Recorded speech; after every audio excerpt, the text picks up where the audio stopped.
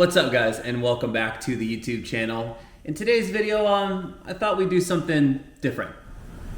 So believe it or not, today, July 3rd, marks the 1-year anniversary of the first episode, the first real episode that I launched on this channel. You know, a year ago when I started this YouTube channel, I created it as a means to distract myself from the current world and the fact that we're in the middle of the peak of what was then the pandemic. Thankfully, a lot's changed since then, and a year later, I like to believe that I myself have changed a lot, specifically when it comes to reselling and what I've learned. So maybe for some of you, it's kind of hard to believe that it's already been a year since I released that first episode where I was listing some of my very first items on eBay or accumulating my very first $20 or whatever it was at the time to start this whole challenge and to kick it off. At the time, I had never gone garage selling, I had never gone to estate sales, I had never really tried thrifting for money, and never really been to the post office, and it's crazy to think that in a 1 year span, a lot has changed. So I took last week off, and you're probably wondering, like, what is all this? Well, a lot has changed in the last 2 weeks, but we'll talk about that in next week's video. Specifically this week, the video that I wanted to create was more of a reflection on the last year. And since it's been a whole 12 months, I thought maybe it'd be fun for us to review what were some of my favorite items that I found and sold over the last year, or some of the most profitable, most expensive items that I was able to make money from. So my plan is to just go through my ledger here and basically look at everything that I sold over the last year, take you along, and we can talk about some of the coolest items that I found. Which, to kick things off, as you saw just a minute ago, that glow-in-the-dark glass, that's uranium glass. It actually has uranium in it. It's really cool. I've come across it a couple times when I've been out at garage sales and estate sales, and this last time I had a buddy of mine pick it up for me. The history of uranium glass is actually really incredible. They used to paint it on the glass at the time, thinking that it wasn't really harmful, and they would actually drink from it or eat food from those plates or glasses. Later find out, obviously, probably shouldn't do that, not a good idea. And there's been a lot of books and articles written about the people that, you know, did the actual glass work at the time. Recommend you check it out, but it's just one of those things that, you know, if you're someone who maybe didn't know about that and you discovered uranium glass for the first time, or commonly called Vaseline glass, it'd be kind of a cool thing to come across. And so that's kind of my first point of all of this, is having done this whole challenge in reselling and estate sales for the last year. It's been pretty incredible the amount of things that I've learned and experienced and just kind of uncovered that I never would have known about had I not done this, or at least attempted this whole thing 1 year ago. Even more incredible is the fact that over the course of 12 months, when I look at my ledger, I've had a total of 466 sales throughout eBay, OfferUp, Poshmark, some, just in-person things, but yeah, it's pretty awesome to say that over the course of 365 days, I was able to sell 466 items. So again, you're probably wondering, you know, of those 466 items, what were some of the most profitable items and what were some of the coolest items that I found and sold? So let's dive in and let's look at a couple of them. So if you've been watching the channel since the beginning, you'll recall the drone that I picked up from my buddy Michael. Oddly enough, that was one of the most profitable items. And again, I think that's all just because I got lucky with the fact that a friend sold me a drone and I was able to turn around and resell it. As much of a hassle as that whole experience was with having it shipped back and then not being able to test it, it was still cool to have a drone for a minute and to go and have that be pretty much the first thing that I sold. So I've never actually publicly talked about this, but in November of last year, I was one of the first people to pre-order and purchase an Xbox Series X. I did purchase it off Amazon with the release date being somewhere in December, close to Christmas. I'm not proud of this, but I did essentially scalp it and resell it. In a way, it was kind of drop shipping. But realistically, it was scalping, and this was maybe the only time that I'd ever done that. And after I went through that whole experience, I did get a net profit of $150, but the amount of stress and communication from the buyer and the fact that it was an $825 item, to me, it just wasn't worth it. And at the end of the day, it felt kind of dirty. So I never publicly shared that, but yeah, I did it, and I'm not proud of it, and I didn't do it again. So another high profit sale for me was a Technics vinyl player, which I sold for $150 net profit. just, you know, pay attention to the vinyl players that are out there. If you're at an estate sale or garage sale and you see one that seems pretty high end, it's worth looking at the comps, worth picking up, because it might be worth at least $150 in net profit after you factor in all the fees. Oh my God, I'm sweating. I think at this point it's become tradition to talk about the fact that I'm sitting in a sweat lodge, but it's over 100 degrees outside here in Arizona. I'm sitting inside of a hot garage, and I'm basically just trying to do this video and see how long I can last before I give up from heat exhaustion. In the same vein of high profitability, there were a few sewing machines, more like the vintage sewing machines that I had picked up, and I did resell. Those brought in an estimated net value of around $75 to $100 to just cash in pocket once you factor in all the fees. So again, if you see those out in the wild for a pretty good price, I would recommend picking them up. They're super heavy and difficult to ship, but they can be worth it if the sewing machine's in a really good condition and the right buyer comes along.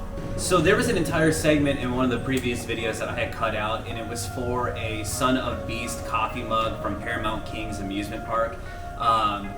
This was an item that I thought was really cool. It was just, I was at an estate sale and I saw this mug sitting on a shelf in a garage, and it just looked like a cool mug or a piece of memorabilia. It was like 50 cents, maybe $1, so I picked it up. And when I started looking at the comps on it, I noticed that the memorabilia for this roller coaster was pretty expensive. There were maps that were going for $20, $30, $40, and coffee mugs like mine that had sold for maybe $40 to $60 for a freaking coffee mug. I did post it, went to sleep, woke up the next day, and the item had sold, and I had multiple messages from about the mug. I had somebody tell me that, hey, let the buyer know whoever bought it from you, I will pay double for this coffee mug. And because they messaged me, I figured it was worth me asking, like, hey, what's the deal here? Like, why is this so expensive, and what's your, you know, what's going on? And they basically told me that this ride had a really controversial history. It was like a super dangerous ride. It was a short-lived but very beloved ride at the roller coaster park, and was shut down shortly after it was also open. So any memorabilia for the ride or anything with the ride's name in it was actually pretty valuable for people who were collectors of that type of stuff. So again, it was a bit of history that I had never known about, never would have known about had I not ever gone to that estate sale on a Friday and found this coffee mug and just picked it up. So it's pretty incredible, the stories that you learn from some of the items that you pick up. Again, it's just one of the reasons why I think that reselling and going to estate sales and garage sales can be such a cool experience for anybody, regardless of whether you're doing it for the money or just for fun. Back to high profit items, you might recall when I went to an estate sale and picked up a bunch of Ralph Lauren vintage sheets that were from like the 1970s that were still in their sealed packaging. As soon as I put these up, it didn't take long for them to sell. I had somebody that actually specialized in sheets buy them from me for about $180 to $200 in net profit for 6 of them. I think all in all, I think I made like $300 in net profit. They cost like maybe $5 to $10 a piece, and they were selling for somewhere between $50 to $75 per pack of sheets because they were vintage, still sealed. Ralph Lauren, I don't know, but yeah, it's crazy. I think I learned that tip from another reselling channel on YouTube, Part-Time Pickers, and you know, when I saw them at the estate sale, I just thought I'd look them up, scan them, look up the comps, and they turned out to be really, really lucrative. So vintage sheets, guys, don't sleep on them. So during the hiatus of me making videos somewhere between, I think, like December or November and like April, there was a time I had gone to a local Goodwill and I found a pair of Cry combat pants. I think I've alluded to it in like previous episodes, but these pants so Cry is like the Gucci of tactical gear, essentially. So when I went to this Goodwill, I saw a pair of multicam pants hanging on a hanger, and I thought, nah, let's just look at them because they looked pretty modern. So as soon as I grabbed them, I noticed that this particular cut was in the Cry style, where you have the knees and spots for knee pads and stuff. So I thought, there's no way these are probably just replicas or some knockoffs, but I looked inside the pant lining and I saw the logo for Cry. And after looking these through, these were brand new Cry, genuine Cry pants. Didn't take long for them to sell. I think they cost me $8 and I sold it for somewhere around $225. So after fees and all and shipping and all that, I think I walked away with about a net $190 in my pocket. And that was awesome because, again, I just swung into a Goodwill that was just happened to be next to what I was doing and never expected to find something so awesome. So potentially the item that I picked up that brought in the most ROI was actually some kid's video game collection that I spotted on Facebook Marketplace. Somebody had posted it for 120 bucks. It said just a bunch of video game items that looked like they were older items. The photos were not that great. I offered $100, they said yes, and then they messaged me maybe an hour or two later saying that, hey, $100 is gonna be too low. My son actually wants to sell it for around $180, so I asked or $200, so I asked if they do $180, they said yes. I went and picked it up that day. So what I didn't realize was that this collection of video game equipment actually had, I think it had like 5 consoles in it. And on top of that, it had a bunch of games, and I mean a bunch of old GameCube games, including one extremely rare Pokemon Coliseum video game, which by itself sold for $180. I think all in, I maybe had $1 into this video game, or 50 cents or something like that. When the whole collection was sold, I think I netted a positive $1,000. So after fees, shipping, and all that, again, and what I spent, the $180, I walked away with making over $1,000 in my pocket off of that one Facebook Market pickup. So yeah, just got really lucky with that. That is by far the sale or the item that I've made the most money off of. And so I recommend, you know, if you see somebody's collection out there and maybe it is 100, 200 bucks, I wouldn't sleep on it. I would look at it. Maybe there's something in there that's super valuable. Speaking of which, I think you guys saw when I relaunched this whole series, a couple, like maybe episode 2, I went to an estate sale. You see me walking out with a box of Wii games. That bundle that I purchased that day, which was like a World War II jacket, a bunch of Wii games. It had a Game Boy startup disc for GameCube in there, which was a $150 game or something like that. I think I walked away with a net $500 from that day. So, you know, it's easy to wake up in the morning on some of these days and say, oh, I just want to sleep in. I don't want to go wait in line at an estate sale and pop in. But all in all, I think that entire experience took me an hour and a half, and I made 500 bucks so far from that one estate sale alone. So it's definitely worth it.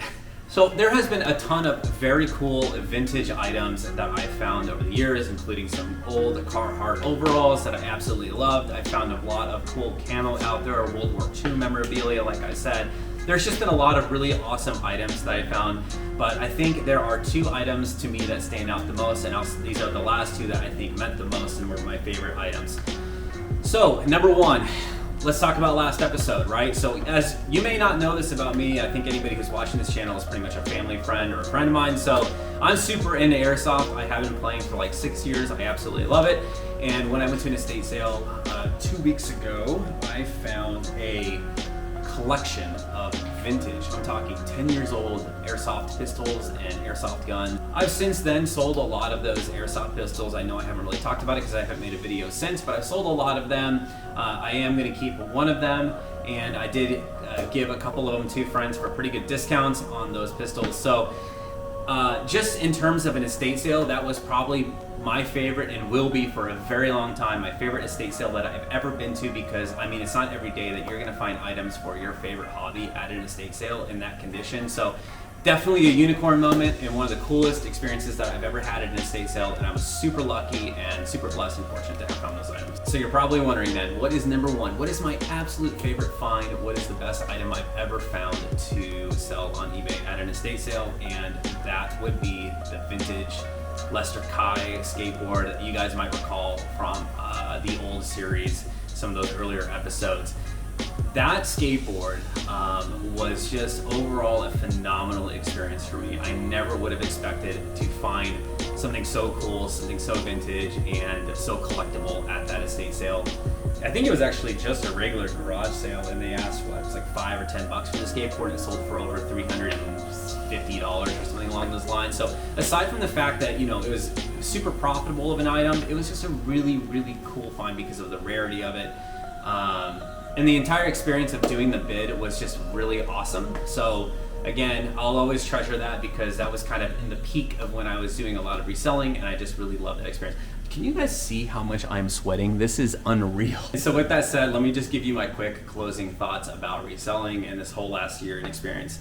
challenging myself to get out there and do this. Again, it really never was about the money, and it still isn't. It's just about forcing myself to create videos. It's about forcing myself to go to experiences and places that make me uncomfortable, that I've never been, and to essentially force myself to step outside of my box, right? I don't think that every person should do reselling or this hobby or whatever you want to call it, or side hustle or whatever it may become for you, but I do think that every person should be doing something in their life that forces them to, step out of themselves and be creative, and it challenges them. Even when you don't necessarily want to do it, I think you should still force yourself to do it and sit in a 120-degree garage like I am and sweat making videos for 36 people on YouTube or whatever it may be.